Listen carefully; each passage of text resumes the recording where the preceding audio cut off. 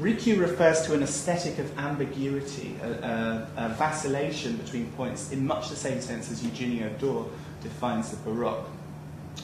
But whereas in Western aesthetic regimes, any ambiguity or unsettledness within an aesthetic has this imperative to be resolved, in Japan, that ambiguity is hegemonic and is sustained in its ambiguity. It's preserved, and is kind of that delicate balance is absolutely key to the quality of a Japanese aesthetic. And if you look through the significant developments of kind of Baroque traditions within Japanese art, let's say the anti-art movement of the 50s and 60s, super flat of the 90s, and then micropop as it's developed now, each of them systematically return to the concept of Rikyū and the concept of ambiguity, and are kind of working to sort of sustain that. So Rikyū, the definition that I put together of Rikyū in a paper that I published in the essay in the Journal of Transformative Works last year, was this notion of Rikyū as having double meaning at the periphery. Okay, so it's something which is inherently contradictory, and it exists most fullest in a peripheral relationship to some kind of dominant order. And while it might have pretensions of becoming popular or moving to the centre, it unconsciously maintains its peripheral status. So it willfully is subordinate to some kind of dominant classicism. Okay, so in a Japanese context, the kind of brash, over-the-topness of kabuki, for instance, or the austere classicism of Noh theatre exist at the centre of Japanese culture, and Rikyū incarnations of Japanese culture, like ukiyo-e prints by someone like Harunobu, or Banraku theatre by Chinatsu Monzaemon, they willfully inhabit this ambiguous peripheral cultural position. Okay? In Japan, the way they compose grey is not a monotone mix of white and black, but rather red, blue, yellow, and white together. They create grey through a saturation of colour. So the notion of grey in Japan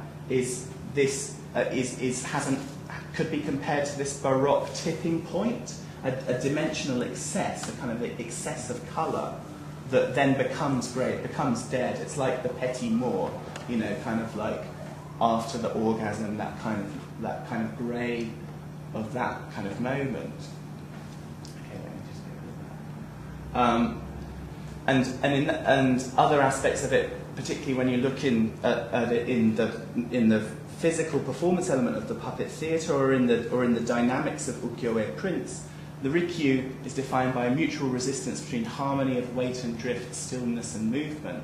There's an ambiguity in the images in the sense that they suggest simultaneously the graphic and the action element within them.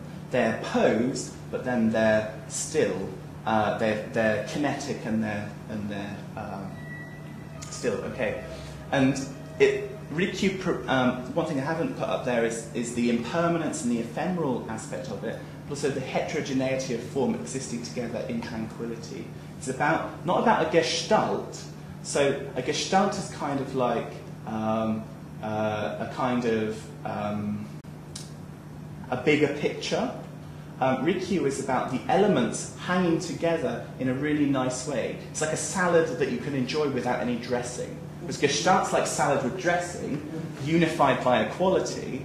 Rikyū is like salad without dressing, but still really tasty. It's like the parts are there, and you get it together. It comes together, but it's somehow separate.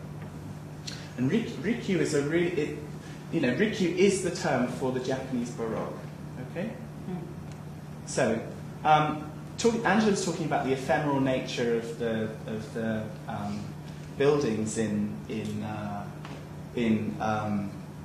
Las Vegas, and this has a corollary in the work of the metabolist architects of the 1960s and 70s in Japan.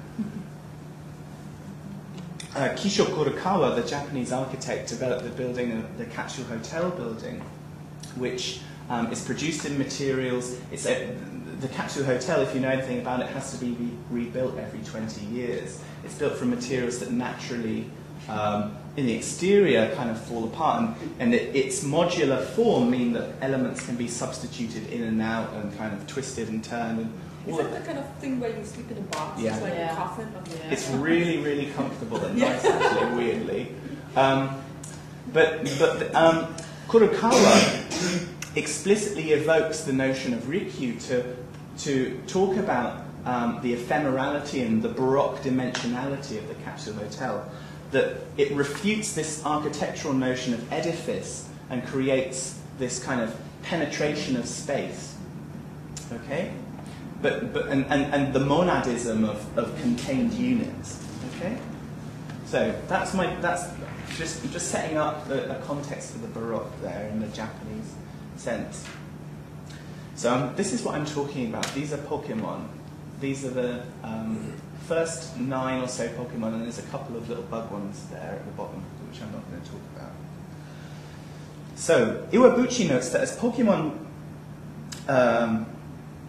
was being prepared by Nintendo of America for international distribution, requests for designs of Pokemon to be changed were put forward but ultimately rejected by the Japanese producers. Nintendo of America's reformat of Pokemon for Western audiences is well understood and documented in terms of the dubbing of the show and the particular kind of packaging of it and so on.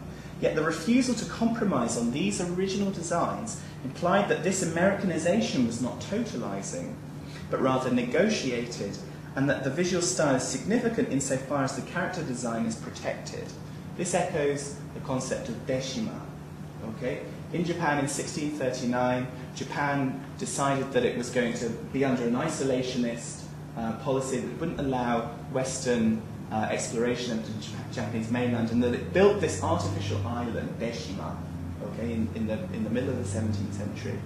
It provided a kind of laboratory of East-West cultural exchange, and it prefixed a kind of performance of Japaneseness. It put Japan in quotation marks, while simultaneously requesting of the West to caricature itself on behalf of the Japanese. It was a kind of deliberate pressure cooker that caricatured culture and set a tone for the ingraining of the Baroque into Japanese culture, the ingraining of Rikyu into Japanese culture in particular. Because Rikyu, the qualities of Rikyu were intensified by exposure to the West. As Matthew Perry came with this military power, Japan retreated into the complex rhetoric and idiosyncrasy of its culture to provide some kind of cultural pushback to Western occupation. You have these kind of drawings here done by Japanese artists of Deshima, where you have these kind of whiter than white people, you know, white as the driven snow, Dutch people and so on, and, you know, sort of slaves and animals and things like that.